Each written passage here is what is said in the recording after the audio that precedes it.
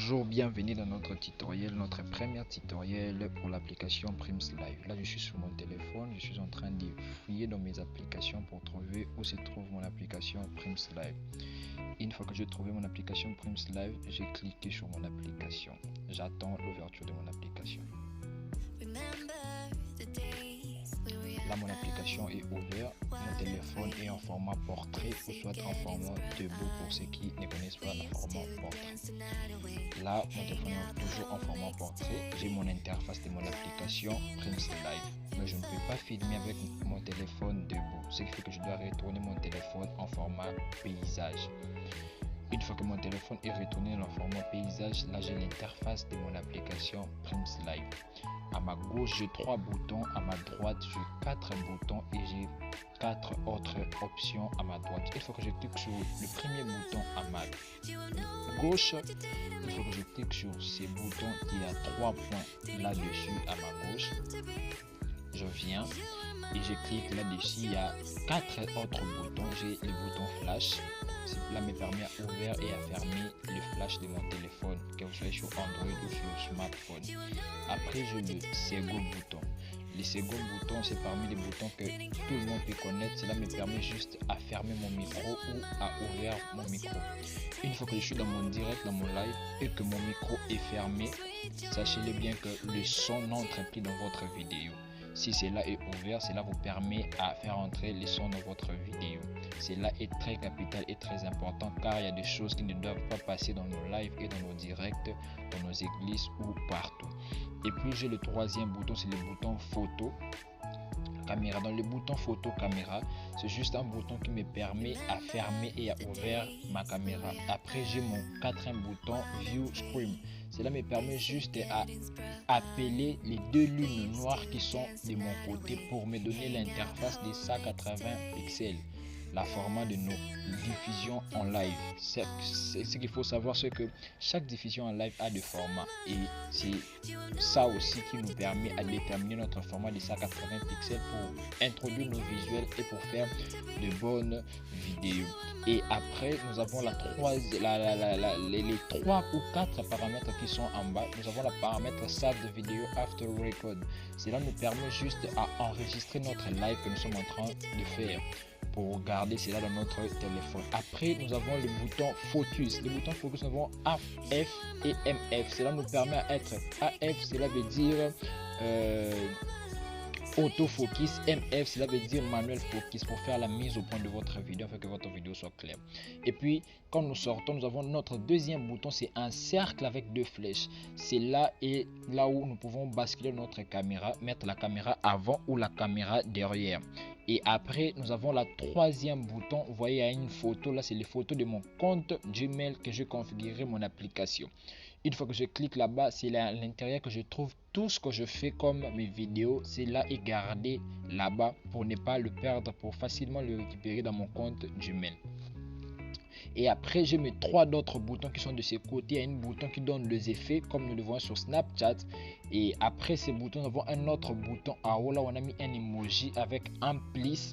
Cela nous permet aussi de choisir la couleur ou la netteté de notre vidéo. Mais ce qu'il faut savoir, vu que c'est une live de l'église, cela doit rester intact. Nous devons montrer l'originalité car c'est les choses de Dieu. Et en bas, nous avons la bouton connecter. La bouton connecter nous permet juste de connecter à notre téléphone pour nous servir des studios. Pour nous servir des studios, je le répète très bien. Nous allons voir la partie studio de notre application. Et après la bouton connecter, nous avons une deuxième bouton, c'est le bouton live. Dans le bouton live, c'est ici que nous lançons nos lives où nous faisons nos directs pour nos plateformes, nos cultes, nos moments d'adoration et tant d'autres. Après, nous avons le bouton vidéo. Dans le bouton vidéo, cela nous permet juste d'enregistrer notre vidéo pour les garder dans notre téléphone pour les publier après. Et nous avons la quatrième bouton, le dernier, le bouton photo. Cela nous permet juste de prendre les photos en point c'est tout. Mais nous allons expliquer le bouton live. Dans le bouton live, il y a un bouton blanc noir. Une fois que je clique sur ce bouton blanc où il y a un podcast vidéo noir, cela me donne l'interface de mes comptes YouTube et ma chaîne YouTube et ma page Facebook. Une fois que je clique sur ma chaîne YouTube, ça me donne cette interface.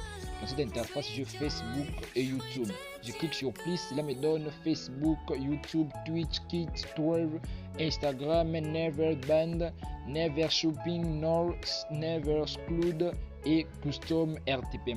Et je suis connecté sur Facebook et sur YouTube. C'est cela, vous voyez, on écrit connecté, c'est en jaune. Si vous n'êtes pas connecté, cela ne va pas écrire connecté, ça va écrire juste le nom de l'application et vous allez entrer pour vous connecter avec votre mot de passe et numéro de téléphone, soit Gmail de votre Facebook et avec votre Gmail et mot de passe pour votre chaîne. Sur votre chaîne YouTube. Cela est vraiment important de mettre votre compte Facebook, sinon vous n'allez pas faire votre direct. C'est tellement important, je répète encore, tellement important. Il faut que vous finissiez à vous connecter avec votre compte.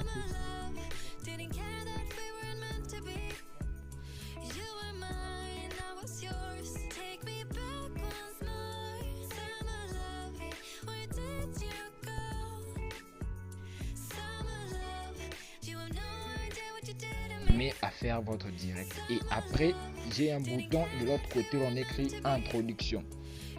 Dans le bouton intro, quand j'entre, cela me permet juste de choisir la vidéo ou la photo qui fera l'introduction de mon live en ligne, tout en déterminant le minute que celle-ci doit prendre. Une fois que je choisis ma vidéo est là.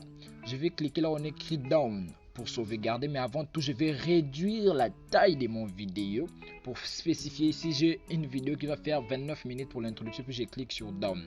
C'est là où vous voyez on écrit intro juste en dessous de vos pages YouTube et Facebook. Et après il y a un autre bouton là où on écrit 720p. Cela veut tout simplement dire 720 pixels. Vous allez voir, c'est juste à la droite de là où on écrit intro. Une fois que je clique là, j'ai la première bouton, c'est le bouton résolution. Cela me permet de spécifier la qualité de la diffusion en ligne de mon live ou soit de mon podcast. Une fois que j'entre, j'ai 1080 pixels, j'ai 720 pixels, j'ai 480 pixels et 360 pixels. Mais il est toujours recommandé d'utiliser 720 pixels ou soit 480 pixels pour avoir une image nette par rapport à votre diffusion en direct, vu que c'est un téléphone. Pour ceux qui utilisent les machines, ils utilisent beaucoup plus les 180 pixels car ils ont du matériel qui sont durs et aciers. Mais pour nous, nous allons utiliser la format 720 pixels ou soit 480 pixels. Mais il est toujours aussi recommandé d'utiliser 720 pixels parce que c'est vraiment bon. Après, nous avons vidéo quality. Vidéo quality, on utilise toujours la qualité adaptive. C'est la meilleure qualité. Et puis nous avons bitrate max. On écrit 2500 kilobytes par seconde. C'est aussi une recommandation recommandée par l'application pour votre diffusion. Pour votre diffusion, c'est vraiment important de spécifier vos paramètres pour avoir une vidéo très claire. Après, nous avons frame rate, c'est toujours de 30 fps. 30 fps, je répète très bien. Cela vous permet à bien faire votre diffusion. Et la dernière, nous avons Kate Frame Interval, l'intervalle de votre vidéo. Sachez-le bien que même si la diffusion est à temps réel, il y a toujours un intervalle. C'est toujours conseillé de mettre des 1 seconde. Après 1 seconde, cela est directement diffusé dans votre chaîne YouTube ou soit dans votre page Facebook. Et par après, si on finit le tout, il nous reste la deuxième des choses. Je vais juste tirer mon téléphone de mon côté droit, là où on écrit Kaisel, et puis il y a un bouton là. Je vais juste tirer mon téléphone pour voir ma partie studio. Là, mon studio est là. Dans mon cas, il y a beaucoup d'éléments dans mon studio. Je vais écrire là, cliquer là, on écrit éditer, et puis je vais sélectionner le tout pour effacer, pour remettre mon studio à l'état initial. Vous voyez là, je suis en train de sélectionner pour supprimer, delete, et je sais pas, mon studio est tout neuf. Dans mon studio, j'ai 4 boutons. J'ai média, playlist, texte et puis readage. Et puis en bas, on écrit My Studio. Et puis de l'autre côté, à ma droite, on écrit Edit. Cela vous permet juste d'utiliser votre studio. Mais pour nous, quand nous allons ajouter un visuel dans notre studio pour nous servir de couverture de notre live ou de notre diffusion en ligne sur toutes les plateformes, TikTok, Instagram, toutes les plateformes, il y a toujours, comme vous le voyez dans le live, il y a toujours des... Et puis je clique sur média, je clique sur vidéo on. Là, ça me rapporte directement dans mon galerie photo. Je commence à chercher maintenant mon je commence à chercher mon visuel pour me servir de couverture. Là, je suis en train de feuilleter. feuilleter, de fouiller où je vais trouver mon visuel. Dans mon cas ici, j'avais beaucoup de choses. Mes visuels étaient très en dessous, donc j'étais obligé de commencer à chercher. Et je cherchais, je ne trouvais pas. Alors vous allez voir en haut, on écrit KCL Media Done. Si vous cliquez là, on écrit média, cela vous donne votre galerie avec le nom de vos dossiers. Ça vous permet aussi de facilement retrouver votre photo de couverture que vous voulez utiliser, ou soit affiche de couverture. Dans mon cas, vous voyez, je suis en train de chercher, mais je ne retrouve pas. Parce que j'avais beaucoup des images dans mon téléphone et je ne savais pas comment retrouver les visuels que je devais mettre comme couverture. Mais c'est par après que j'ai utilisé maintenant le bouton là, on écrit média. Une fois que je cliquais là-dessus, c'est ouvert, m'a donné la possibilité de voir mes dossiers et j'ai commencé directement à chercher dans mes dossiers pour trouver là où se trouvent mes dossiers. Je suis entré sur business et puis j'ai trouvé mes visuels. Une fois que j'ai trouvé mes visuels, je clique sur le visuel et puis je clique là on écrit down. Le visuel est dans mon studio. Je clique encore une deuxième fois sur le visuel. Les visuels s'affichent directement sur mon écran de diffusion, vous voyez, mais c'est un peu petit. Cela ne me permet pas à couvrir toute l'interface de mon live, ce qui fera que les gens auront toujours tendance à voir ce que je suis en train de faire. Et puis je vais cliquer sur mon visuel, je vais chercher le centre de mon visuel. Une fois que le centre est trouvé, ça va me mettre ces plis. Et puis je vais utiliser mes deux doigts, mon pouce et mon index. Ça dépend de vous. Soit vous utilisez vos deux pouces de tous vos deux mains, vous tirez la fiche jusqu'à atteindre la dimension dont la partie de votre écran est couverte. Vous voyez, ne dépassez pas, faites-les de manière précise et très nette.